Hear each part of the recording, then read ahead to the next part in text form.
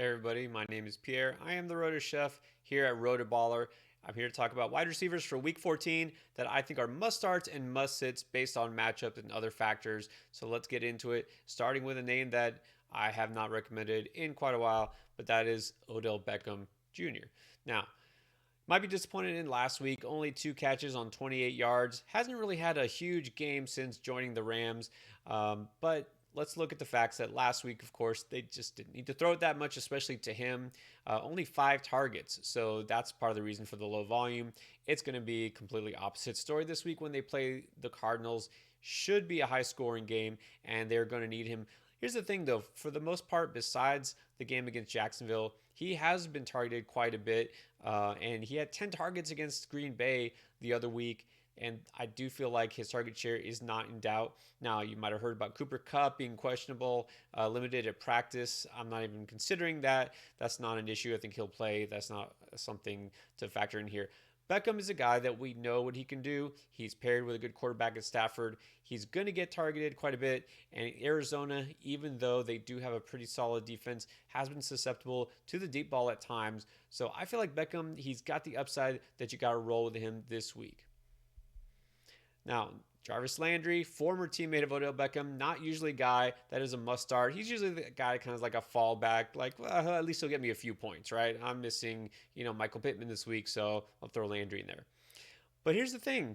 Coming off the bye, before that, he did have a 111-yard game. Before that, not a great receiving output. He did have a rushing touchdown. He's getting more usage because, well, Odell Beckham is gone. All their other receivers are young, inexperienced, injured, whatever. So Landry's kind of the only show in town. Also down David Njoku this week because he's out with COVID.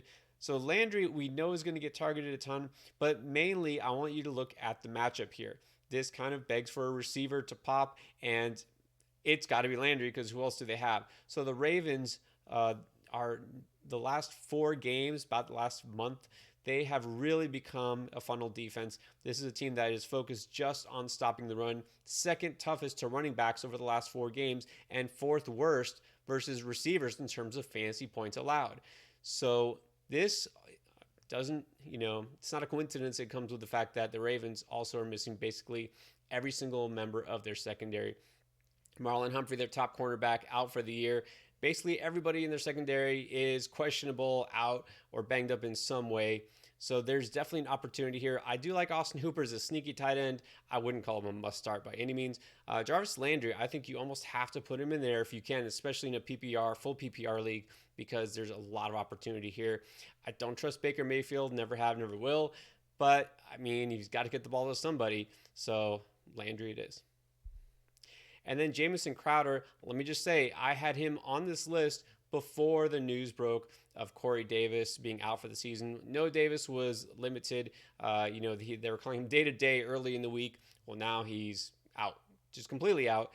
And we're hearing Elijah Moore is questionable. But again, I looked all past all that. On Monday, I said, Crowder, he's got a good matchup because going against the Saints, this is a team that allows the 5th most fantasy points per game to wide receivers. With Elijah Moore really coming on, it's allowing Crowder to have some more open space. And Crowder's the guy who's really dominating the slot. Elijah Moore has been splitting his time almost 50-50 on the outside and the slot, with Moore working outside now with Corey Davis out.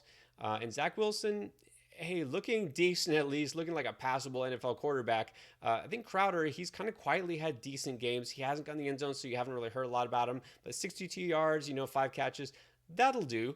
I think he's got a great opportunity to have an even bigger game this week. So I look to Crowder as a guy as kind of a sneaky wide receiver 3 with upside for more.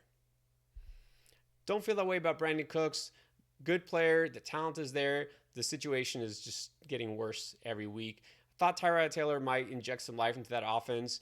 He did for 1 week, and now that's over. So Davis Mills, it's not that they're switching to him because it's an upgrade or they feel like he's got this, potential. And it's just kind of like, look, the vet's not getting it done. We're losing anyways. What the hell? Why don't we just give the ball over to the rookie and let him get some experience? That's basically what it is. They're playing for next year for their new franchise quarterback, whoever they draft. So at this point, the offense is just a disaster, getting shut out completely. It's not going to get it done. Cooks always has the potential to break off a big play. He hasn't done that for a while. The target share is not there because they just don't get enough plays run, just not enough passes there. They should be passing the ball a lot. They just can't because they can't stay on the field. And going against Seattle, this I've talked about it lately, the last few weeks. Their pass defense has gotten better and better. They've only allowed one touchdown to wide receivers over the past 8 weeks total. Any receiver, past 8 weeks, only once has a wide receiver scored. And that was after they allowed 6 in the first 4 games, I think. So this is a team that has clamped down in the secondary. Cooks just has almost no upside. I think you can safely keep him on your bench, especially this week. And then the last guy is Courtland Sutton. Look, I know this might seem like a no-brainer because, I mean, what has he done lately? Honestly, last week, nothing. That whole pass offense was shut down by the Chiefs, who are quietly a very good defense lately, if anybody hadn't noticed. But the thing is, you might be tempted because, of course, sometimes you need a fill-in. You need a guy who does have some upside. We know Sutton has had some big games. He's got the talent. He stayed healthy. It's just the offense, right? This is a run-first offense. So if you watched my must-start running back video, I did mention a Denver running back I like. It wasn't just Javonte Williams. But why don't I like the wide receiver? They're still going against Detroit. There should be opportunity for him too. Well, if they're going to have so much success running the ball, why are they going to pass it? I don't think they will because they won't need to. It's going to be the opposite of against Kansas City. They had every chance to pass the ball. They just couldn't get it done. And now they really just won't need to pass it that much. And let me mention too, you might not realize, as bad as Detroit is, they do have one cornerback who is actually really, really good, despite the fact that they give up so many passing yards per game. Amani Omunuyarwe, nailed it.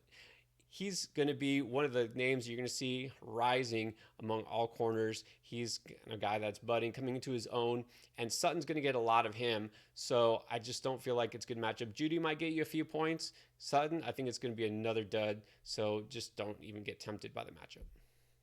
All right, those are some guys I like and don't at wide receiver. Guys, if you like this video, give us a thumbs up. And of course, subscribe if you haven't already. We're here all year long to give you the best advice. Check out our updated rankings over the weekend too, and keep it locked into the news desk for all the latest.